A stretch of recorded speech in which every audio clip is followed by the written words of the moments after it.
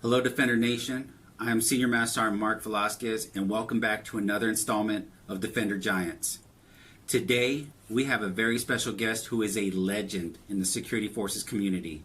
You may have seen him on a recent interview with Chief Master Sergeant of the Air Force, right? He is also a published author and is just a true defender at heart. Now, when I see this defender speak, I see leadership, transparency, and passion. If this video doesn't fill your leadership rucksack, then I don't know what to tell you. Well, ladies and gentlemen, please welcome Chief Master Sergeant Todd Simmons. Chief Simmons, thank you so much for taking the time to sit for an interview specifically for our Defender community. Now, I know you don't need any introduction, but please go ahead and tell us a little bit about yourself. Hello, Defenders. This is Chief Master Sergeant Retired Todd Simmons, and I want to first thank Senior Master Sergeant Mark Velasquez for asking me to do this, especially 6 months after retirement and everything that we're going on today. I appreciate the opportunity. For those of you who have not met me in all of my Defender travels, Todd Simmons, I joined the Air Force in 1994 as a Defender Airman Basic. Did about 21 years as a Defender. Very proud of those 21 years from Airman Basic to Chief. Headed off after that, did some time in absent for a year and then became a command chief. Then I retired on December 6th of 2019 as the Air University command chief down at Maxwell Air Force Base. But definitely don't want to talk for a long time. I know that Mark has a list of questions that he wanted me to kind of look over, and I'm definitely happy to answer. Definitely proud of this platform as defenders, taking development on your own, taking development out there and doing it the way that the career field needs it, and from voices within the career field, from voices who left the career field, who still are out there, can give impact back. So what a great platform. Thank you for the intro, Chief.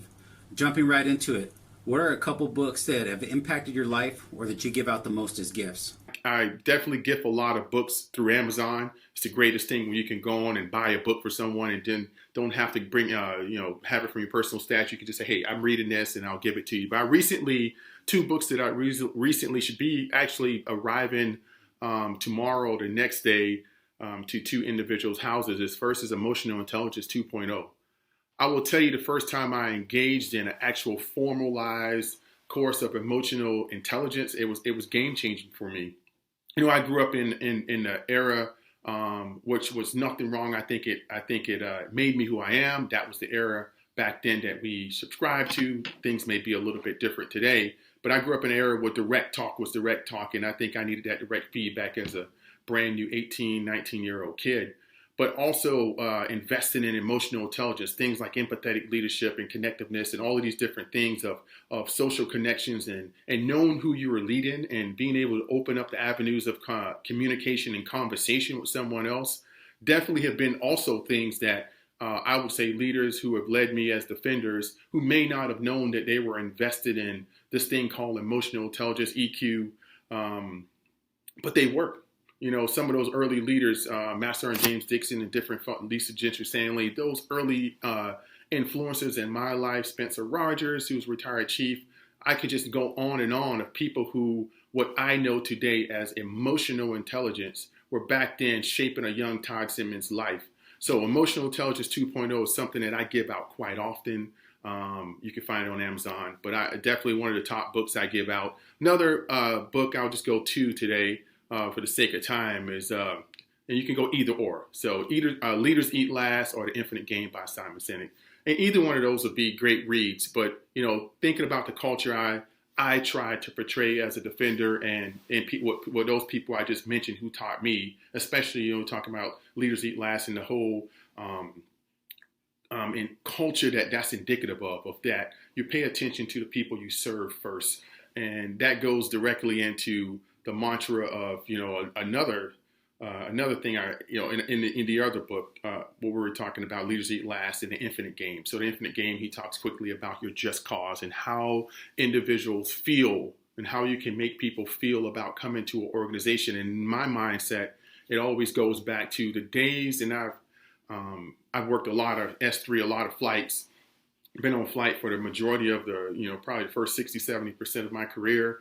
And it was awesome. Remember the day I was E6 technical sergeant and got the opportunity to be a flight chief was the greatest probably moment in my 25-year career, is to be able to lead other defenders. But I will tell you, always go back to when you talk about your just cause in that book and talking about how you make people feel of guard mount. Like when I came to particular guard mounts at this base or this flight, how that leader set a culture of how we felt on that flight. And it goes back to how, those 8 or 12 or 14 hours that we worked that day. Sometimes it was the greatest 12, 14 hours I've ever experienced. It was fun. It was challenging. It was with people that I thought cared about me, people I wanted to be around. And some of that could have been the total opposite, to be honest with you and transparent, on some of the flights I've been on. But what was the factor? The leaders who made me want to spend 12, 14 hours standing on, if it was an A1C standing on vault ops with, all your equipment on out in the UK and it's raining and you just there and you feel like you're a part of something and it doesn't matter how much your shoulders are hurting and the pain is gone. That's leaders who gave you a sense of purpose. That's leaders who have given you that just cause. And when you still will do the mission regardless of where it's at, but you don't have that feeling in you and it felt tough, it felt draining, it felt like, man, I got to do this all over tomorrow, and it becomes a drag on you. What was, that common denominator is that leader didn't have that culture of just cause. So those are a couple of books that I would recommend that you read. I would tell you emotional intelligence or investing in those type of leadership styles is not weak. Nothing is weak about treating people well. Nothing is weak about taking a human being and influencing them through feeling, influencing them to bringing out the best in them to be the best version of themselves, which ultimately becomes the best version of who they can be for the organization. Emotional Intelligence 2.0, that's a really good book recommendation. I think it's so important for leaders to not just be able to lead our airmen, but to understand them. Sure, airmen are going to follow orders, but if we can understand and connect with them, we'll be that much more effective in what we do. Infinite Game, I learned a lot out of that book as well. Some people don't realize how important relationships actually are and how extremely difficult it is to be successful if you always try to go at problems alone. All right, Chief, next question. What advice would you give to a brand new tech school student who is about to enter the operational Air Force? Well, I would give a brand new tech school student who's entering the operational Air Force the same advice that I would love to have had at 18 years old when I was completing Fort Dix and immediately transitioned to my first base, which ironically was Air University, which was my last base.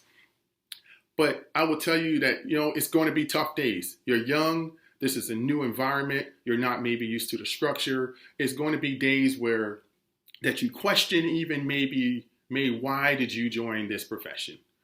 And I will tell you that when you do that, look in the mirror and go back to the day that you chased your recruiter down, or your recruiter, or when you had that exciting news that you were going to become an airman. And that becoming an airman is bigger than anything that you could imagine, and it will be bigger than anything that you imagine. And this day will get better.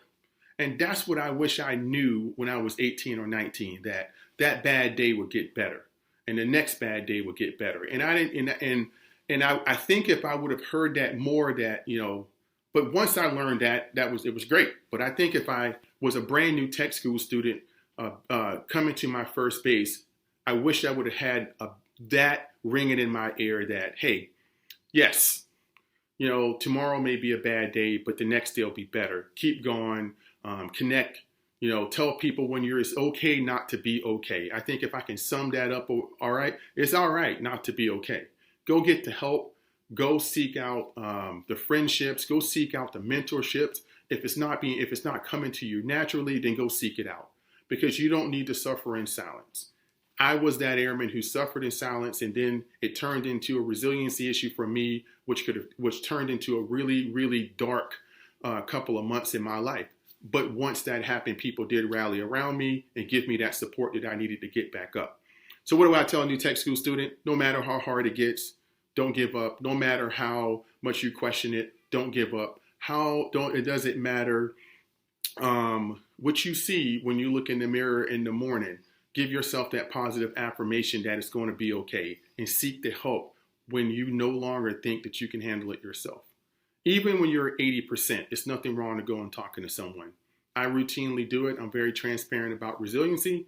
If I'm feeling 70%, 80%, I'm definitely going to go try to see what's making me lose that gap from 70 to 100 or 80 to 100. There's nothing wrong with that. I wish I had that confidence when I was 18, 19 years old. I wish I had that advice when I was 18, 19 years old. But once I got it, it defined the rest of my life and made me a better airman, and it made me a better husband. It made me a better person. Well, that's some really great advice. One thing that you said that really hit me hard was it's okay not being okay. As defenders, we think we must always be above reproach. And there's definitely a time for that. When you're on a response, you can't doubt yourself. You got to be confident. You got to own that scene. But once you turn in, once you're back in your dorm room, you got to conduct that personal reflection. And if you're not right, reach out. I'm grateful for some of these platforms out there like the Brave Badge Initiative, whose mission is to help defenders who might be struggling with someone who needs some guidance or advice, or somebody to talk to who understands the unique stressors that involve being a security forces airman. Chief, last question. How has a failure set you up for a later success? And what I will tell you is that once you embrace it, I will tell you, in the previous question, I talked about having a resiliency issue. I had a resiliency issue at my first base to the point where I wanted to take my own life. And I'm very transparent about that. And I overcame that, right? And I've had resiliency issues pop up throughout, 25 years of being in the service. But that was probably the most significant one at 19 years old.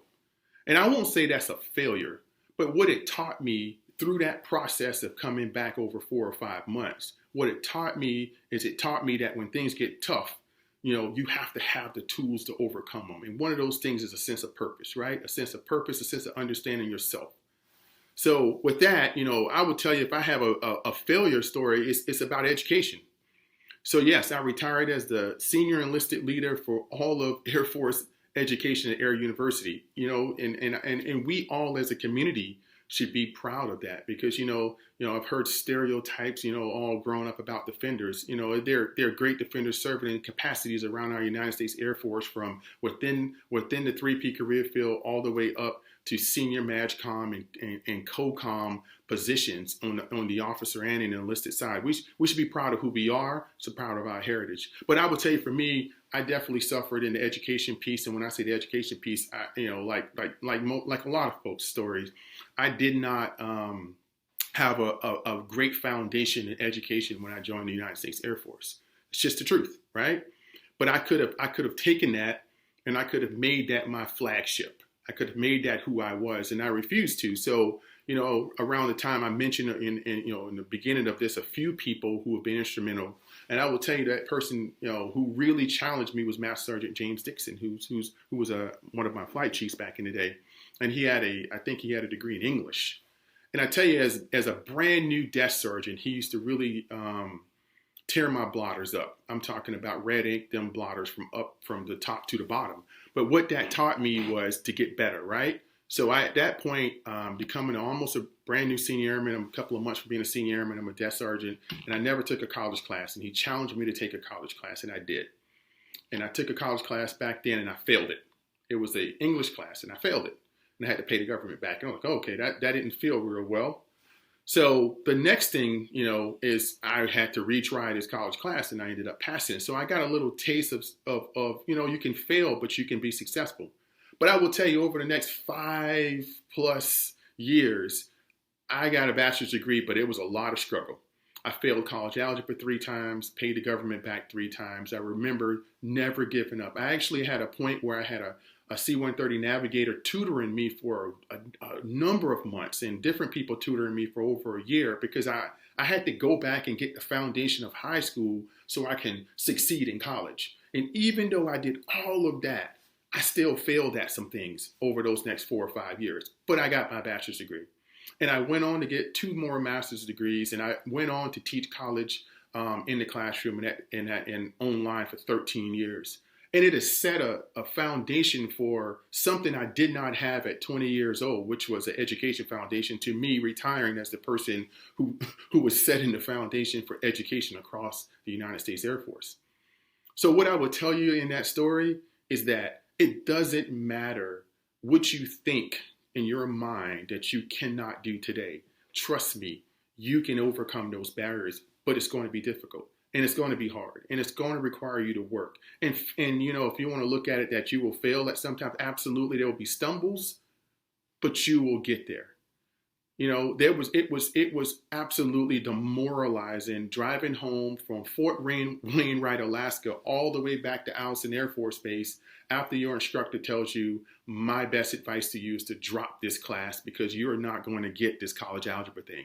Man, right there, I'm talking about that was a huge low point, and I could have said, okay, well, I'm going to quit going to college and I'm not going to be able to get it. But I continue to try. And it actually took me another year and a half to get through college algebra, but I got through it. So I will tell you that, you know, absolutely fair is, you know, things are going to be difficult. There are going to be barriers in your place, but if you work hard enough, you can overcome anything. And the greatest thing about security forces is that you can absolutely do 1,000 things within that career field. You're not stovepipe. And don't think because you're standing on, you know, the front gate today, or you're on an internal patrol or external patrol, or you're in the nuke field, or wherever you're at in the career field, working investigation, whatever.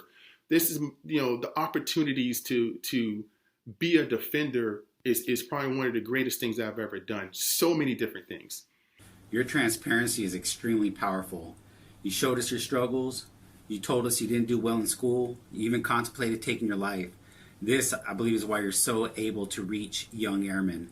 It's very uplifting to hear the command chief for Air University had to overcome issues himself regarding education. And it's easy for people just to see the end result and think that everything fell in that person's lap and that they never had to struggle. We also need to get out of that old mindset that we don't need a college degree. It's very inspiring to see someone who struggled taking introductory college courses who now holds multiple degrees, made command chief, and is even a published author. All right, Chief, the floor is yours for your final words. But I would like to leave a ending note as this. The greatest honor that I've ever had is wearing this beret for 21 years. I had multiple times to go do something else, which I am a big fan of people to go explore at any point in your career, explore and take the things that you have learned in this career field out to the rest of the Air Force. I think it's extremely valuable to have defenders at all ranks, officer and enlisted, go out and do things and come back if you will to bring that goodness back. But I would leave you with this. There's no better time in the United States Air Force than to be a defender today. I truly agree. I would have gladly put this beret back on and finished my career. There's no time than I think now. Leadership is imperative. Leadership is what we need. Leadership is what we must have. Leadership is what the Air Force desires. And I know that this career field, the 3P community, leads in that arena. I know that. But what I will ask you as I leave is that lead. Lead regardless of the situation, regardless of your rank, regardless of your position, regardless of what point you are in life, if you're staying in or you're getting out or you're pursuing something else once you take that beret off. Lead and represent. Lead and represent this beret. Because it meant something to me, it means something to so many people, it means something to you, I know, and the sacrifices that you do put forth every day wearing that beret, just remember that. Just remember that when you're in an opportunity to lead, that people are looking toward that beret for more than just what it represents as in law enforcement, or they're looking for it more than what it represents and what it represents downrange or what it represents in the security field. It represents respect. It represents that is a person of integrity and honor. So I will tell you, in any environment that you're in, lead. And that's all I have for you, defenders. Thank you for the opportunity again. We'll see you around. Great final thoughts, Chief. There's absolutely nothing I could say to add on to that. So I'll end it by saying I'm truly grateful for your continued leadership. Everyone go out, buy his book, 30 Days of Courageous Leadership, Messages to Inspire Leaders, and go check out his website, courageouslead.com. And thank you to all the defenders out there for what you do every day.